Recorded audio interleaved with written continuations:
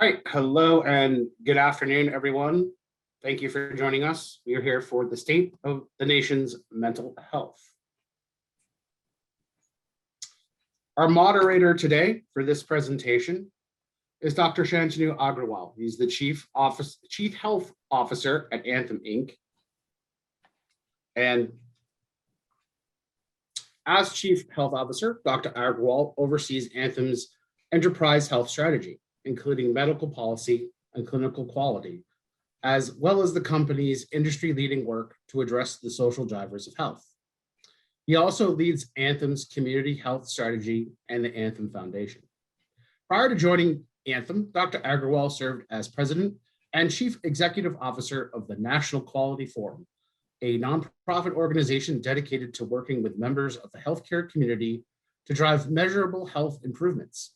He is also the former Deputy Administrator for the Centers of Medicare and Medicaid Services, also known as CMS, where he led an effort to improve the physician experience with Medicare and was one of the main architects of CMS's strategy to address the national opioid epidemic. So at this point, I will turn everything over to Dr. Agrawal. Okay, great. Well, thank you for that. Before I get into my comments, I'm going to ask everyone to participate in a quick poll question that should be coming up on your screen. I'll read it to you. During 2020, did stressors such as COVID-19, social injustice, the election, the economy, and more cause you to feel increased stress, anxiety, or depression? Give you a few seconds to respond. I can tell you that while you are just reading those various items in the question did raise my stress level. It'll be interesting to see what you show.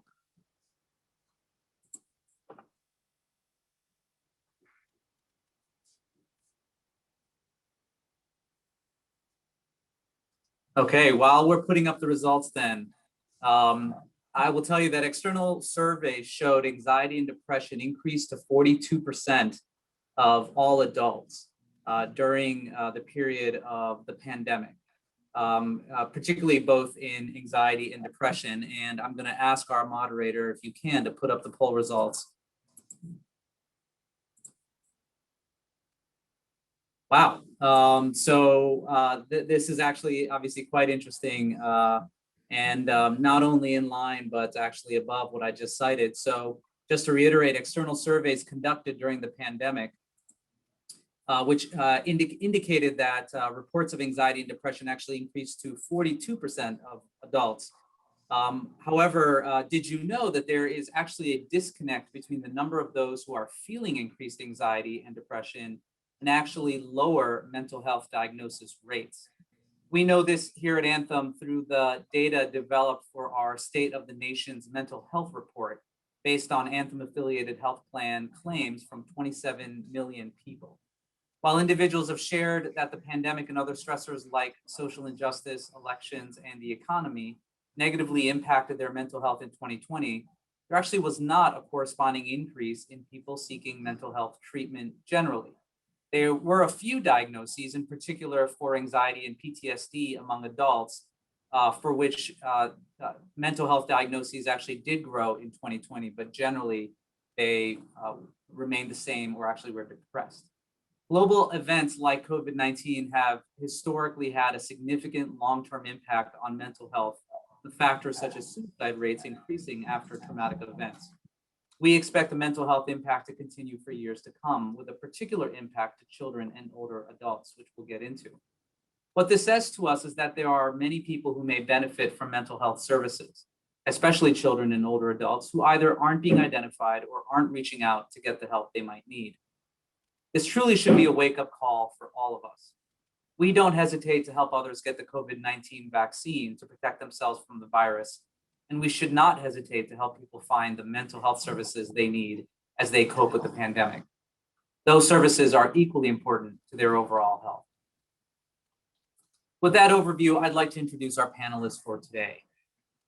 First is Dr. Neil Leibowitz, who is Chief Medical Officer for Beacon Health Solutions. In this capacity, he oversees Beacon's medical functions and the development and implementation of clinical strategies and programs. Neil has more than 20 years of medical, digital health, product development, and clinical leadership experience. Next is Dr. Roland Pearsall, who is Staff VP and Medical Director for Anthem's commercial business, where he oversees the behavioral health benefits for more than 20 million members.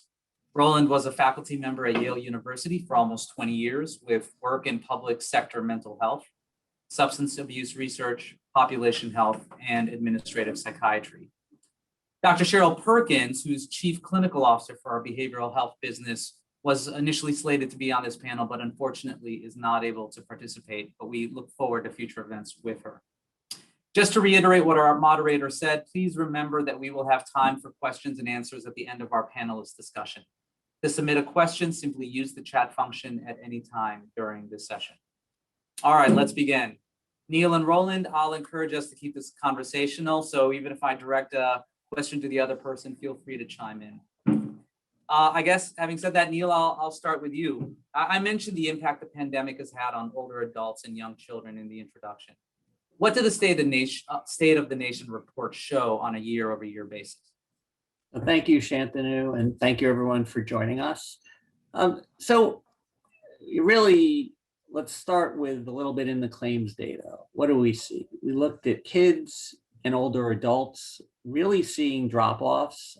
I speak both as a psychiatrist through my role and as a parent of kindergarten through high school. So some of this makes sense with what I've experienced and maybe some of you have experienced, which is do the telehealth solutions that have really blossomed in the market speak to these demographics as well? Have we figured it out? You know, we figured out how to get to a person like myself, right, who's comfortable on Zoom. Most of my life has moved to things like Zoom in a way. And for these groups, it's dropped off. Part of it may be that comfort with technology. Part of it is an age appropriate, especially on the lower spectrum. Imagine my 6-year-old trying to have an evaluation for ADHD while looking at a computer screen.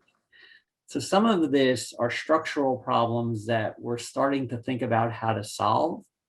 And some of it is still that age-old problem that got magnified, which is one of access, which I think has gotten a little bit better and was starting to get better. And then the pandemic hit and the need got greater. And where we have these large shortages, which I would say in geriatric psychiatry and adolescent, where there's a severe shortage. I'm in New York, try getting a child psychiatrist, not that easy, right? Big challenge. We really saw those drop-offs. So access comes into play there. That is really helpful, Neil. Thank you. And I do want to come back to the technology point that you made. But Roland, let's get you into the conversation. Why do you think the pandemic seems to be having a greater impact on children and older adults? So good morning to everyone. Hope you can hear me okay. We don't know for sure why children and older adults had fewer diagnoses, but we think it's in part because they weren't interacting with people in the community the way they traditionally did. And that's sort of the starting point to get people into the mental health and behavioral health system. So as Neil was mentioning, children, distance learning, less face time with teachers, those are touch points that identify kids who might benefit from behavioral health services, particularly for attention and concentration problems. And then in the older adults, they may not have been able to or were more reluctant to see a primary care provider in 2020. And that probably plays a role in why fewer people were getting diagnosed with dementia, and maybe also in the depression realm as well. And I did want to comment that I think depression may be a particular area of concern going forward, because I think there's more going on than the typical baseline sort of level for depression. Dementia, there's a certain prevalence in the community. It's in the population. It'll be, whether we diagnose it or don't diagnose it, there's still about the same number of demented people. And so I expect in the long run, there's not going to be less dementia overall. We'll just identify it and catch up. However, the isolation and the disruption from the pandemic for such a prolonged period of time is an event that's kind of outside of the baseline. And there I expect we may see more people with depression. And in the older adult population that might have been particularly impacted by isolation and stress, we may see that once people get back to their primary care providers, that we're going to see an uptick in that. Thank you. And maybe I'll ask both of you to comment on something, whoever would like to go first. What extent do we think stigma plays a role in people not seeking treatment, and what can we do about that? What I'll say about stigma is that, one, I think we've finally reached an era where the conversation is happening in society, and I've waited a long time. I think most people have waited, most physicians at least have been waiting a long time for that. So these conversations are there. We're getting better at them. There was a time when we were afraid to even ask people about suicide in offices because we were worried it would cause them to think about suicide, which statistics haven't borne out. So recently, looking at some of the data, there is a willingness, to proactively bring up mental health, both in the medical community, and first in the mental health community, second in the medical community, and it's not even primary care. Dermatologists, orthopedists are starting to talk about it. And we're proactively really asking, and even screening tools. I didn't see any a decade ago. Now we're seeing more and more of them. So these are great moves. While there probably is no stigma to mental health on the Upper West Side of Manhattan or in LA, there still are many pockets of the country and racial and ethnic groups where stigma is alive and well. So we've started to bring this down. There's a lot of work to do. And I think as the broad strategy, both at Anthem, but really as a country and as healthcare professionals, has become apparent, we now need to move into the micro at a community level and really look at, well, where is stigma still problematic and how do we tackle it? And I want to say this is an interesting place where technology has helped and marketing has helped, right? We don't like to think about marketing in medicine, but my daughter is a swimmer. She swims on the swim team and she has a picture of Michael Phelps over her bed. That's wonderful, right? And now we can all think about a dozen or so people who, maybe my kids idolize, some I don't even know who they are, my kids do, but we idolize as a society who have come out and spoken about their vulnerabilities and their struggles. And we think things are great. And Michael Phelps has more medals than I can count or remember around his neck. And yet this is a person who struggled to get out of bed every day. And these are the people who our kids and our families and our community can look to. And while, we don't like marketing and we think about it as someone trying to upsell me something, the marketing of mental health as a condition, I think, has actually been, there are always negatives that go with it, but an amazing positive thing. I don't know, Roland, if there was something that you wanted to add there. The only thing I would add is I think that the pandemic has made everybody more aware of mental health issues, particularly depression and anxiety. It's a popular topic in the press. And everybody can relate to it. It was a very hard time this past year. And so I think it's made it much more acceptable to talk about and for people to realize that they may need help with. Yeah, I couldn't agree more. I think the relatability point is a really important one.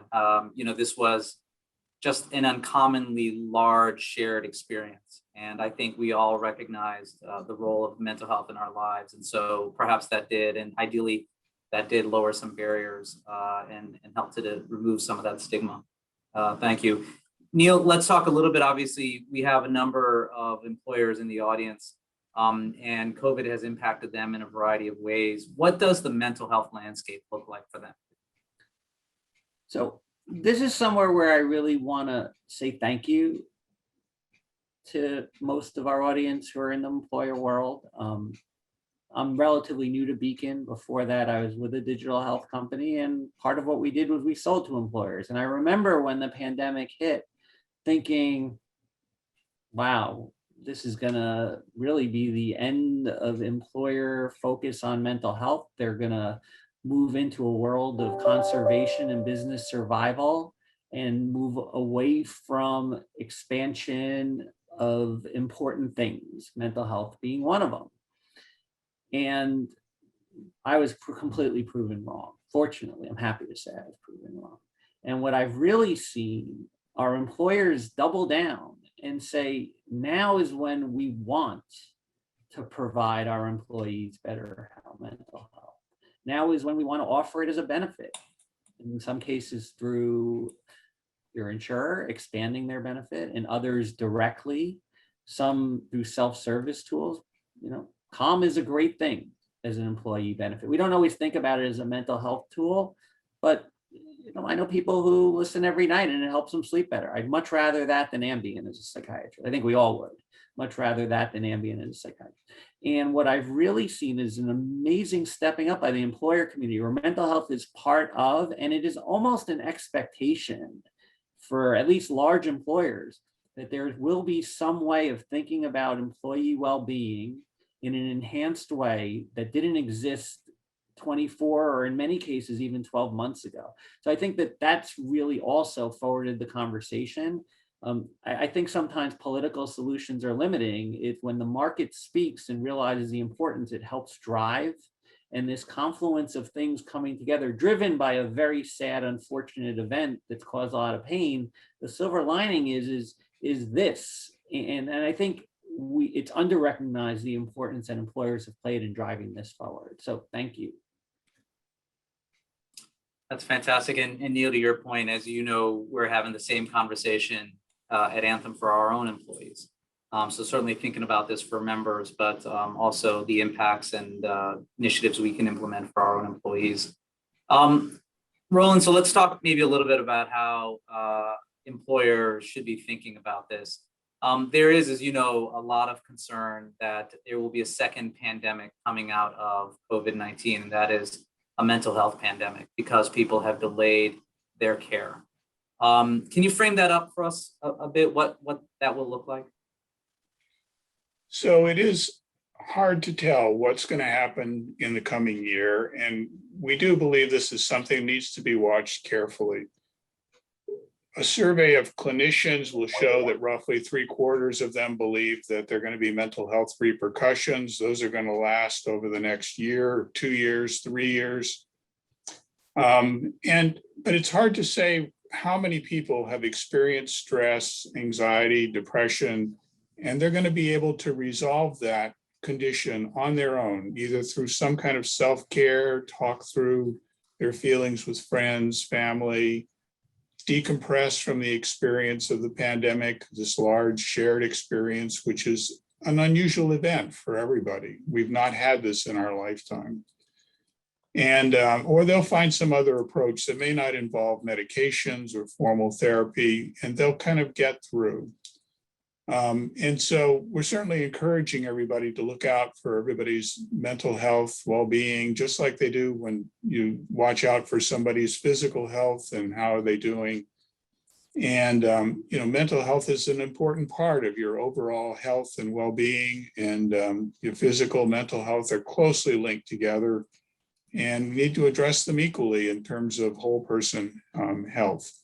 So this is something that I think we'll have to see over this year how this plays out, but very important area to watch. I think that's so important to highlight, as I think you commented earlier, because of the pandemic, a lot of the interactions that typically, could have led someone to notice that there might have been a mental health issue, like a teacher, like a clinician, those interactions didn't happen, or at least didn't happen in person. And so some of this could have essentially been unnoticed. And it actually places greater emphasis on family interactions, on other kinds of caregivers who may be coming into contact with these individuals and essentially being more attuned to their mental health needs. I'll ask you both, and maybe Roland, I'll ask you to start leading on this initially. So with the surge that may be coming, obviously we have to be about solutions. So how will Anthem and Beacon seek to address the surge?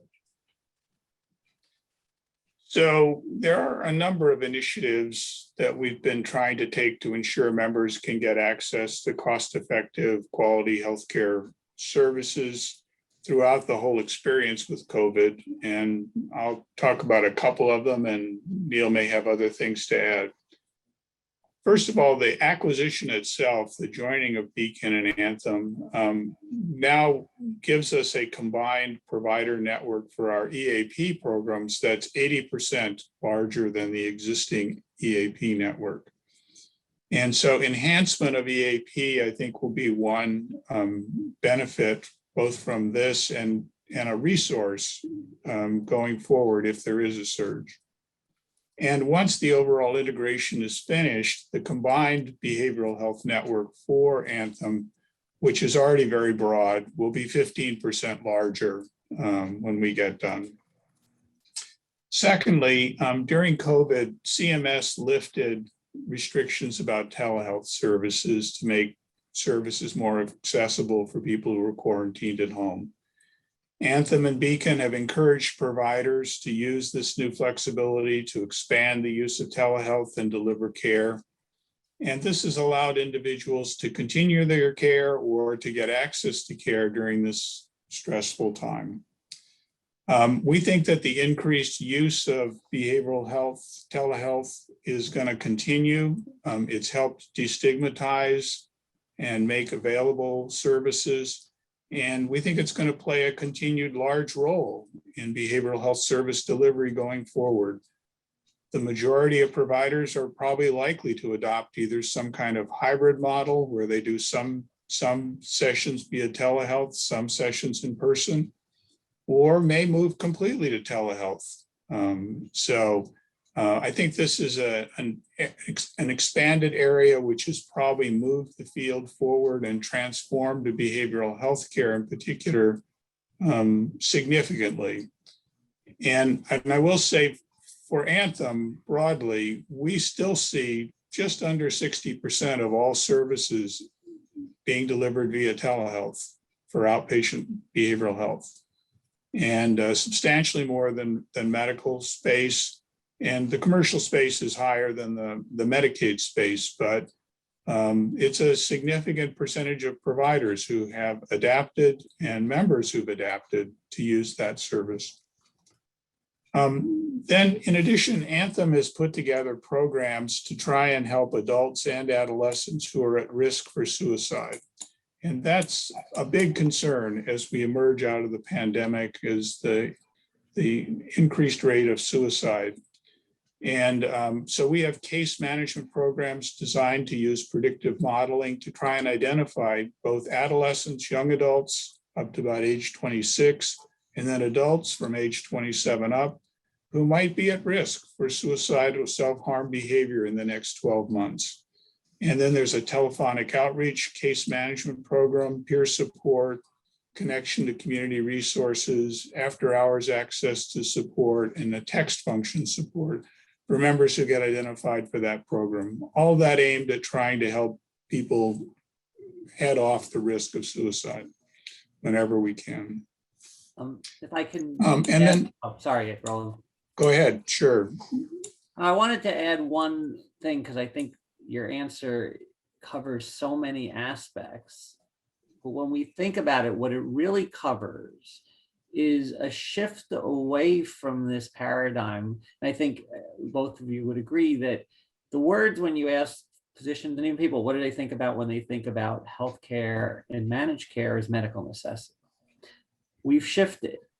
It's important medical necessity that what you get is needed. But what's equally as important, and this sort of frames into a larger conversation, which includes social determinants of health, is wellness, right? And what Dr. Pearsall really is outlining is that the reason that we're equipped to deal with a surge, the reason why we can react or be proactive even, is because we're not thinking about mental health anymore as a reactive thing. I'm too depressed to get out of bed, maybe you should see someone. We're thinking about it as wellness. When I trained, The way I trained was people were told to come on Thursday at 9 a.m. and that's when they got their medication. And I saw them and I gave them medicine and they came back and we had a paradigm and care was given the way care was always given, which is how we probably, the three of us were all trained, not to date ourselves. We don't do that. We're not doing that anymore. And we're in the midst of a real pivot and we've come a long way. There's still more to do as society, but even Anthem, but we've done a lot of work where now, if you want self-service, if you're a person that wants to log on and go at your own pace, that's amazing.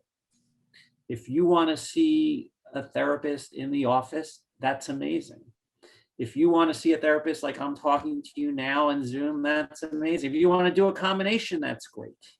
If you want to do something in the virtual reality space, that's starting to come. If you're afraid of getting in on a plane, you don't have to get on a plane to get treatment. So by really moving away from, is this necessary care, to is this care that keeps you well, right? So all those things that Dr. Pearsall said and more become how we handle this. And also by allowing people to seek the care that they want rather than the care as I was trained, which I tell them that they need to seek. That's the paradigm shift that really allows us to meet the need, meet the demand, but really meet the tailored goals of every person rather than just saying, here's what we offer, take it or leave it. That was the best we could do 20 years ago. That was what we did. But that's not where we want to be. And technology has allowed a lot of that. It's not the only piece, but a big piece of that is technology allows us to offer things that when I trained didn't even exist. If someone had told me, I would have said, you're on the moon. That's never going to happen. So to me, that's really the key component of how do we do this? Yeah, I think those are all excellent points. A couple other things I wanted to mention. If there is a surge, we think the interplay between physical health and mental health is going to become even more important than it is now. And we're already working to do more with physical and behavioral health integration. The interplay between physical illness and mental health, we know, is a real contributor to health outcomes. The data shows that people with chronic conditions and behavioral health issues are 2.5 times more expensive than either one of those conditions alone. And if there are more people with behavioral health issues, that problem is only going to be bigger. So we want to engage those members in behavioral health services, and we expect that physical health outcomes will get better, and there'll be an overall reduction in cost of services if we can get people into appropriate treatment. And finally, there's a program I wanted to just mention that relates to employers and return to work kinds of issues and the potential social needs as well as behavioral health needs. So Beacon is launching a program called the Community Resource Navigator. It's designed to help address the basic needs of the employer's workforce with on-site resource coordinators. We're focused on things like housing, food, transportation, as well as connecting people to behavioral health. And that program is intended to help employers identify and remove obstacles to creating a safer, more productive work environment for their employees. And we expect that there's going to be a need for this type of solution as employees start to come back into the workforce and back into the workplace.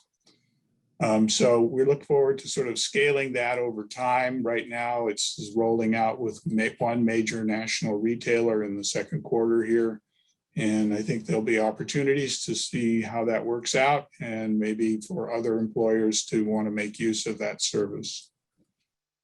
Roland, I'm really glad that you mentioned the Community Resource Navigator program. I think it's incredibly important because while we certainly highlight a lot the importance of the integration of mental health with physical health, and clearly that is important, I think there's just been this blossoming kind of awareness in healthcare about the impact of social drivers on health outcomes as well. And so really appreciate the team being proactive and thinking about integrating addressing social drivers in this work as well. So I'll be very interested. I know we all will be in tracking outcomes and really understanding how they change through that program. We did get a question, since we have talked about telehealth virtual care. And one thing I will just say is I became a virtual care provider during the pandemic.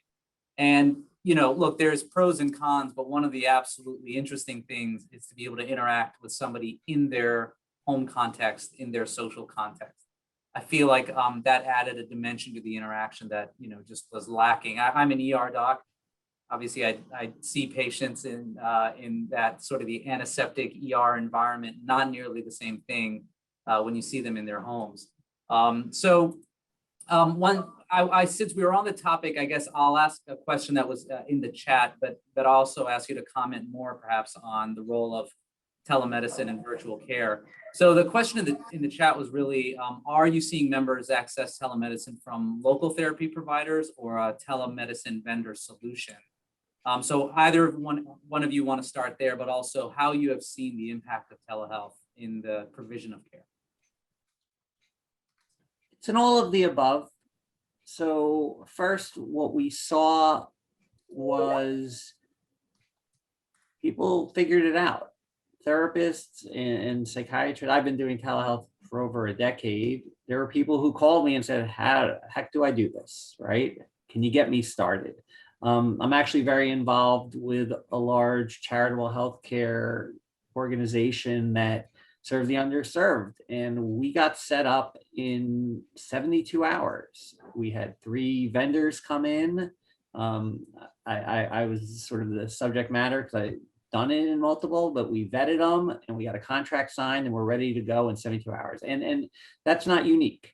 So we saw people figure it out, and that became a channel for people, and for people who love their existing. In behavioral health, the continuity is the most important thing.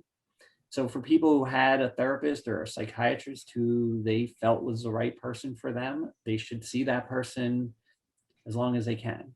For people who are new to treatment, I think this is the place where large practices that have emerged, primarily telehealth, some of the more consumer branded names, became a mainstay and became aware, and companies that no one had heard of all of a sudden became companies that people had heard of.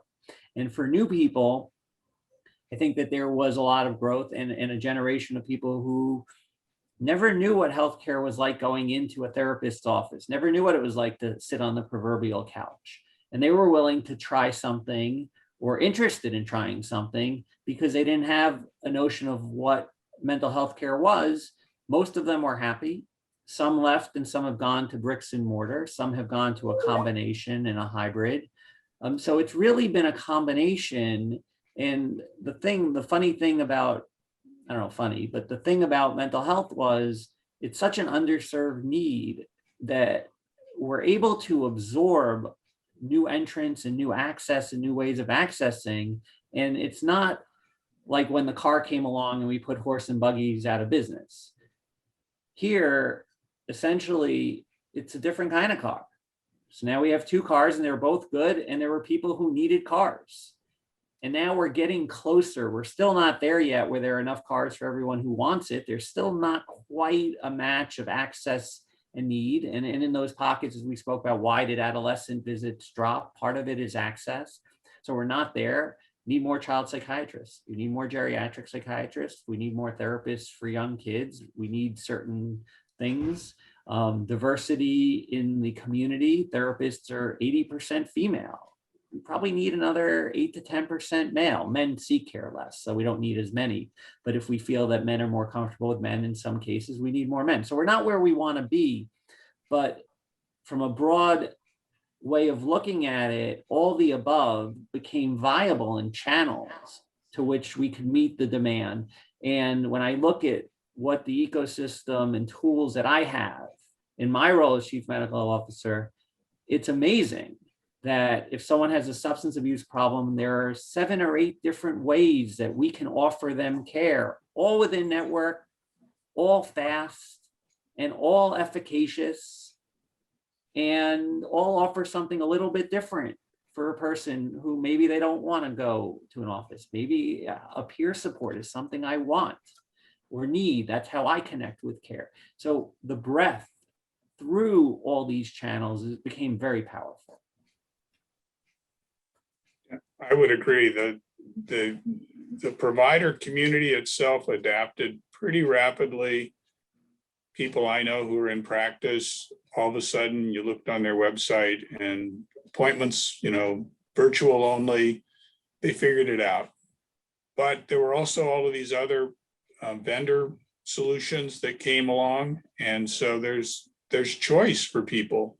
And one size does not fit all in trying to figure out how to connect people to behavioral health resources. Really great. And I will just remind the audience, we're starting to get some more questions coming in through the chat. If you'd like to get a question in, please do, and I'll do my best to get to as many as we can. So in that vein, and again, I'll open it up to either of you. There was a question around, could we just provide some more detail about how we're working to promote integration of physical and behavioral healthcare?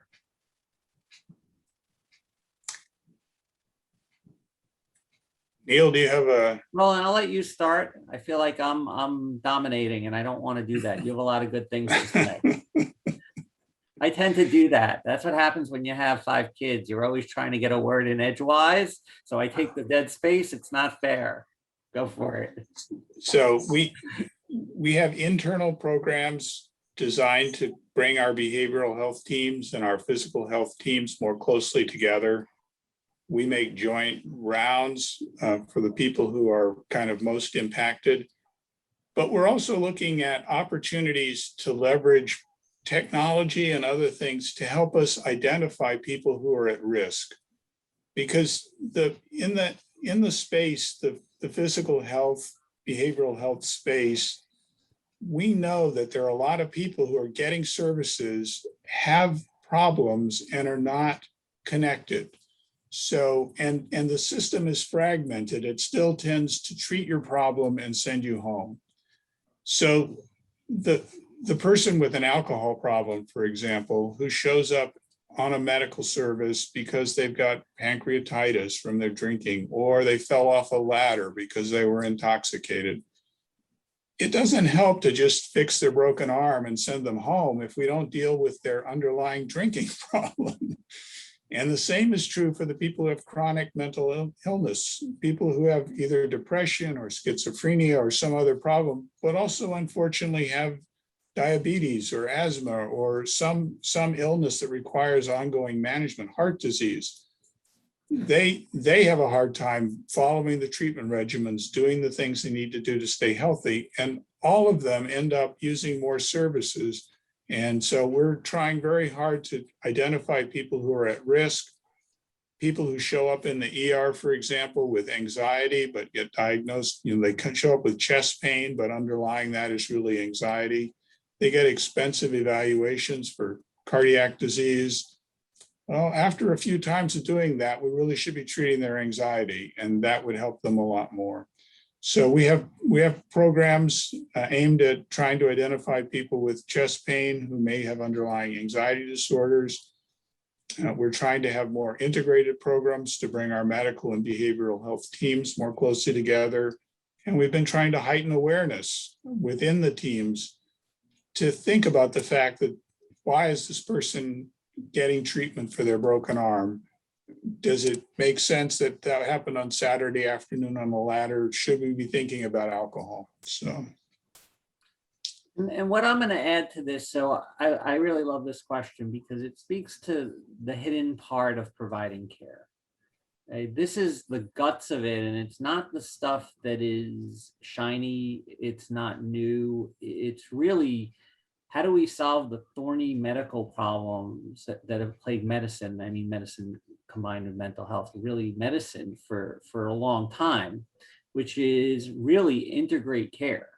And this is where I think they're in a wheelhouse of how we operate and think about it. This is where some of the stuff that's not as sexy, payment incentives, payment structure becomes valuable. We want primary care practices to hire a therapist if it makes sense. We want them to have a psychiatrist they can talk to. We know that, for those who don't know, I think many do, the #1 prescriber of psychiatric drugs are actually PCPs, not psychiatrists, right? It's a funny thing. If we made psychiatrists do that, we would move 5 years back in access, if not 5 decades. So understanding that and accepting it, like I'm very comfortable with PCPs as long as they have A, someone that they can call if they need help, B, a comfort zone, right? I'm a little uncomfortable if a PCP is prescribing Xanax, so a benzodiazepine and a stimulant for ADHD, but I'm very comfortable if someone's coming in and they're scoring high on a depression screen, and if you ask them some questions, they're depressed, and they start them on Zoloft or Paxil or an SSRI, and maybe up the dose. If the person responds, great, they probably don't need a psychiatrist. If they don't, they may need a psychiatrist or a consult or who's on staff. And where we're so well positioned to really continue to drive this conversation forward, and this is what we do behind the scenes with those rounds, with those discussions, is make sure that that's how it's happening. And to the person getting the care, or in cases of employers where you are providing this service, you don't always see it. And the best part is when it's done well, there's not much to see. But this is really where, to me, there's a huge value add, and where there's more work to do as a society. We're not perfect at this, no one is, but we're getting pretty good at it, and we're much better than we are 10 years ago, and we're continuing to move in that direction. And it's no longer becoming an ask. We've pretty much moved to where this is an expectation, and it's for us to see who isn't doing this versus trying to convince people that they should be doing this. Great. And Neil, I appreciate you addressing the sort of dichotomy between PCPs and specialists like psychiatrists dealing with these issues. There was a question that came in about that, and you addressed it already. I was going to ask it next, but you beat me to it. So I'm going to combine a couple of other questions. And again, I encourage either of you to chime in. So what do we think the role of value-based contracts is in integrating, in models that integrate physical and mental health care? And, you know, given all the innovations that have happened, particularly recently, do we have a sense of what that has done to overall cost in the system? Well, Overall, I was going to say value-based payment, I think, is a very important piece of the equation. Somehow we have to involve the providers in the overall need to get certain types of screening and other things done, and to pay attention to this. And providers are extremely busy. They are overwhelmed themselves. They have lots of things to do. And so it needs to be made a priority for them. And we need to try and make it easy for them as best we can to identify members who have these problems and conditions. As Neil was suggesting, if primary care practices are reasonably sized, they probably could support a therapist, a behavioral health specialist of some kind, either internally within the practice or certainly closely affiliated with the practice.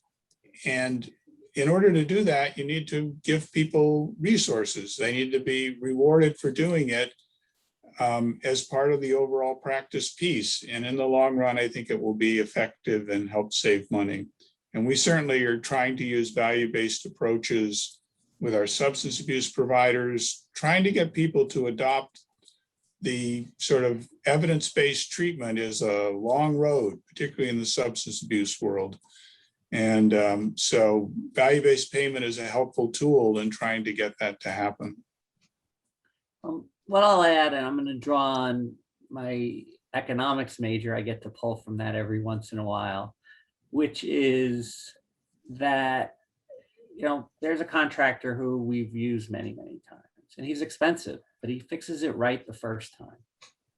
And we haven't thought about medicine like that. We've thought about it as a piece goods business where you're paid for your time. And behavioral health is the biggest offender in that, sort of in medicine, where we're paying based on your time, not based on your quality and outcomes. We want a world, I want a world where the people who have the best outcomes, and outcomes are a loose thing. It's not just a score. An outcome can be someone who comes for treatment because they have family conflict, and at the end of treatment, they've called their mother for the first time in 3 years. That's a great outcome, by the way. It's not just that your depression went down by 5 points on a scale. Okay, it could be that you get a job or even left the house for the first time in months. But we want to pay people more for those outcomes. And that's what value-based care is an opportunity to do. It's an opportunity to stratify for the people who really are focused on, what do I need to do to get my clients better, to get my patients better? What do I do within some paradigm of reason, right? And we have all these things that traditionally, someone I'll meet at a function and will say, why don't you do this? I'm like, it makes perfect sense. We just haven't had a way to pay for this, right? And we've gotten stuck there. We get stuck in the notion, how do we pay for this, right? So we'll give someone lots of units of care, but they can't afford to put food on their table. And then when they can, they have to buy food that's not healthy because it's more expensive. And then we go, well, your diabetes, you're not doing great, come back every week, and we're gonna give you more insulin, right? And the same thing, I can give you mental health analogies as well. Doesn't make any sense. Value-based care allows us to kind of say, well, everyone knows what the right thing to do in many cases is. Sometimes we need help. We have large programs that are here to help the physicians and the members when they can't do that. We're here to help people get care. We have help. Case management is a prime example.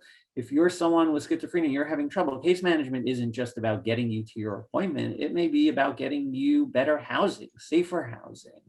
I think back when I was in hospital care, there was a patient and the insurer paid to bring someone to exterminate the house and clean it before the person came back. There's no code for that. We got a code for everything. We don't have a code for that.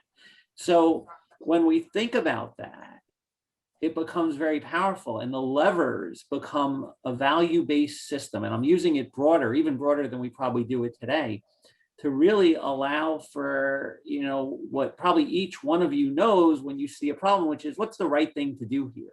And we've really moved very far along. And both the Anthem Foundation is also a great opportunity to do a lot of that. And we really focus on that. And then that's going to be a key focus. Just to plug that, Dr. Agarwal can speak more about that if he pleases. But that's the opportunity. And we've figured out, and we continue to figure out, how are we going to make this worth their while so they want to do the things that they've always wanted to do. And that's very powerful.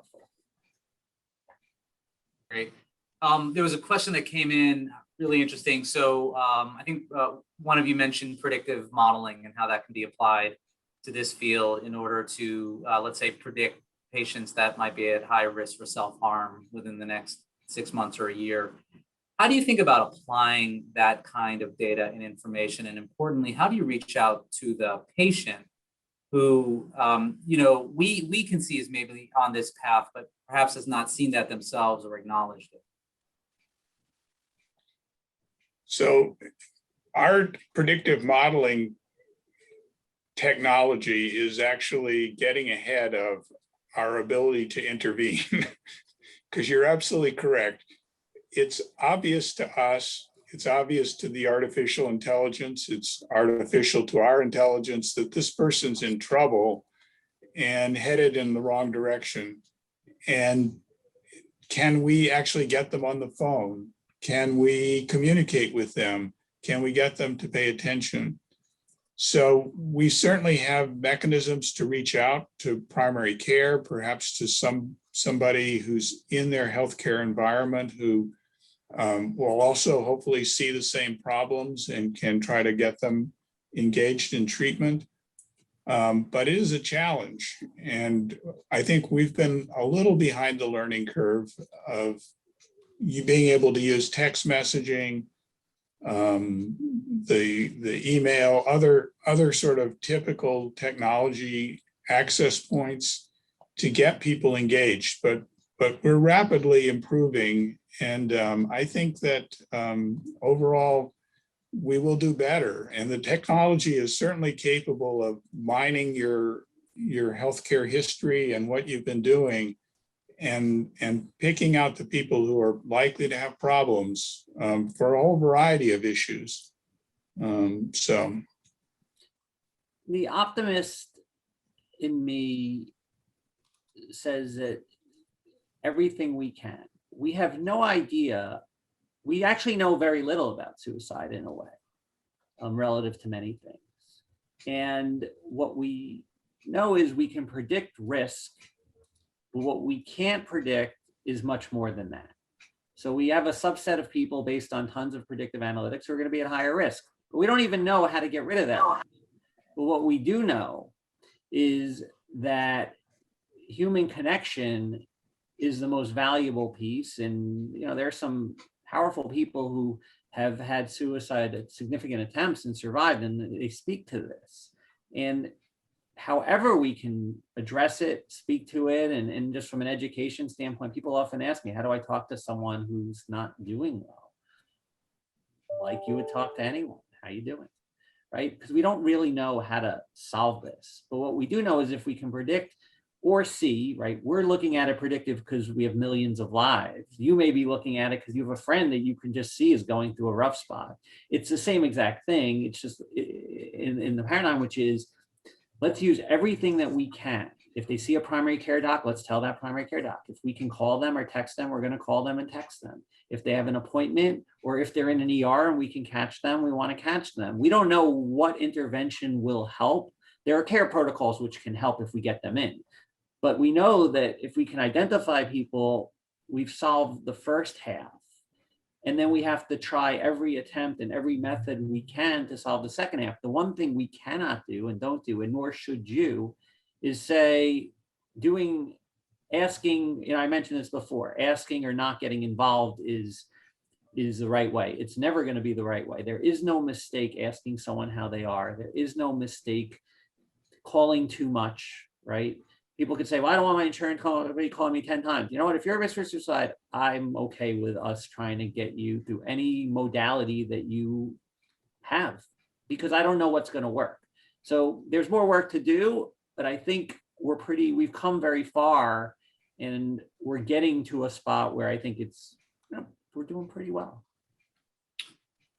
And I would say that connection piece is key. One of the things that we've seen with like case management, if we can get hold of the person, their engagement rate is very high. 80% of people will engage with us if we can actually talk to you. It's being able to actually get you to connect with us and have a conversation. If we can do that, we can usually get you to get involved. Very important. It was a question that just came in, I think really critical, so I'll want to make sure we get to it. How do we think about addressing and approaching racial equity? I guess even more broadly than that, just how do we think about equity in all of the work that we're doing in the use of technology, in the integration of behavioral and physical health? What's the equity lens from your perspective? So first, there was some data. I'm glad that someone asked this question. It's really important.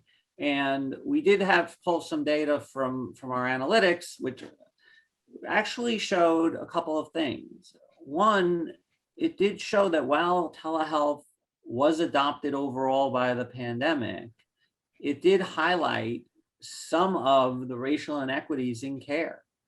We saw some pari passu problems, meaning that Blacks who had lower utilization in general had lower utilization, but some of it was actually lower relative from an adoption rate. So what I mean is the Hispanic Latino community had very similar adoption rates of telehealth relative to their overall adoption rate of care. So they utilized telehealth at the same rate as everyone else. While Blacks, they had a drop. So we can go group by group, and we've analyzed it, but I just wanted to give a very high level to say that even in the technology world, we want to be sensitive that we're not leaving people behind. And technology is a double-edged sword that can decrease gaps or increase gaps, right? We don't want to allow it to increase gaps. Where we can allow it to decrease gaps or have it decrease gaps, and this is the huge value, and even from a large scale, is allowing that person who maybe lives in rural New York to find the right clinician. And increasingly, when I trained, they said it didn't matter if that race, ethnicity didn't matter when seeking care. That was the accepted opinion at the time. And it does, because there's shared experience. And by the way, preference in mental health is very important. Finding someone you can identify is important. So where we need to over leverage and index the technology is not as a way to give the people who have better access to technology more care, which has been some of the yin. The yang is we can find the mismatch.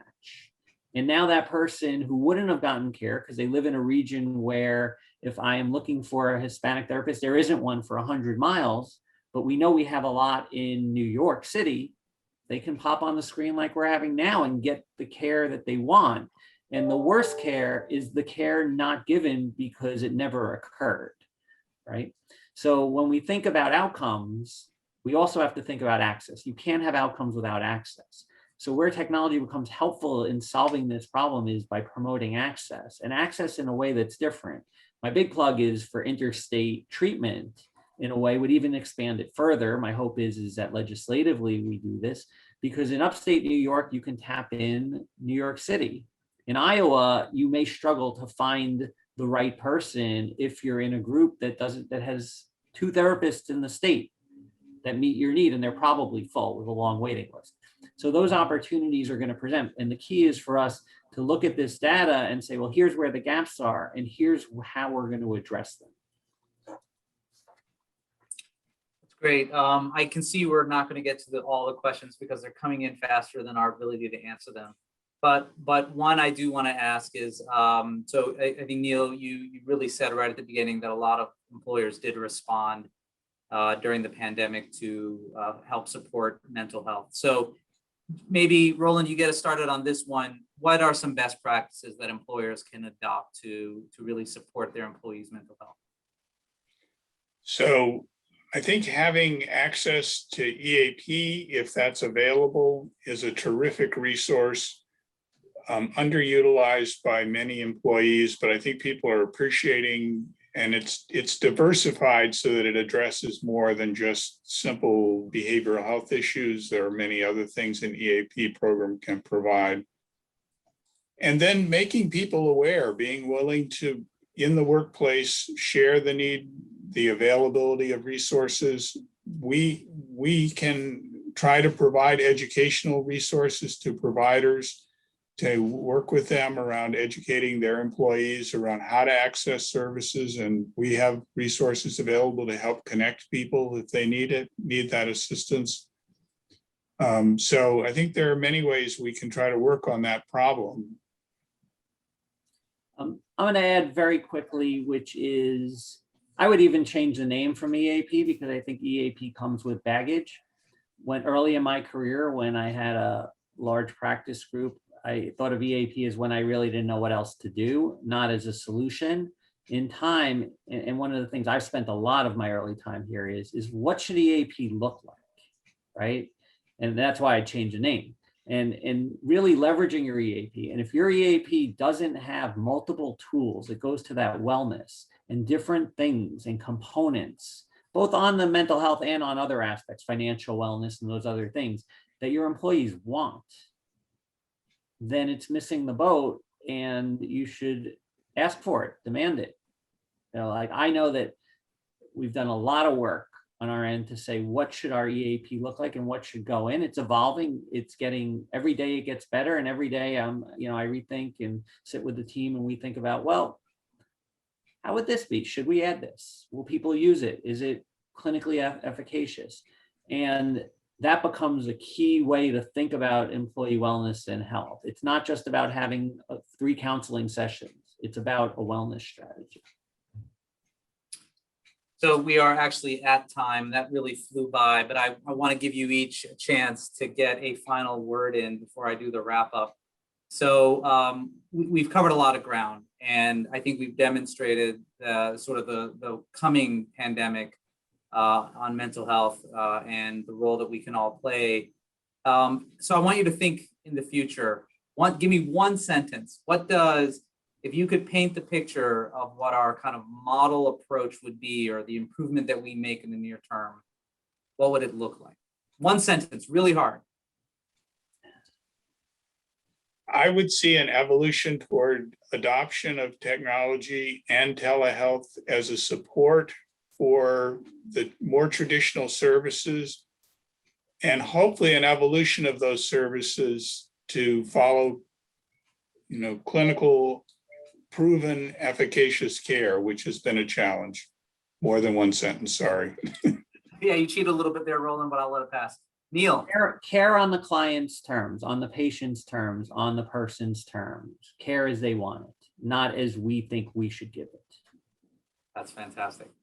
So in closing, I hope everyone found this to be interesting and engaging. I really want to thank Neil and Roland for their knowledge and the audience for their time. I hope it's clear that we truly believe mental health is health.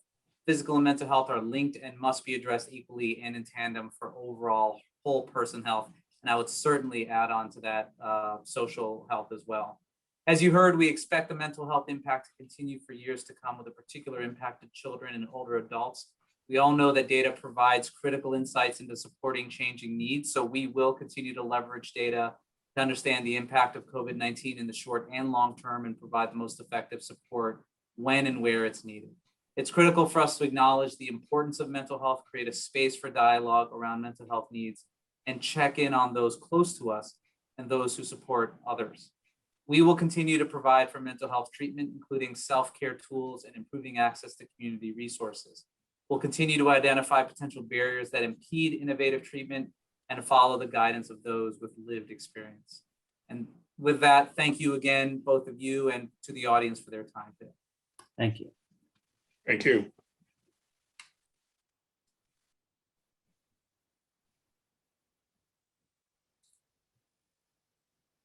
Okay, Barry, we can turn it all off now. Shantanu, Roland, and Neil, thank you very much. I will be in touch via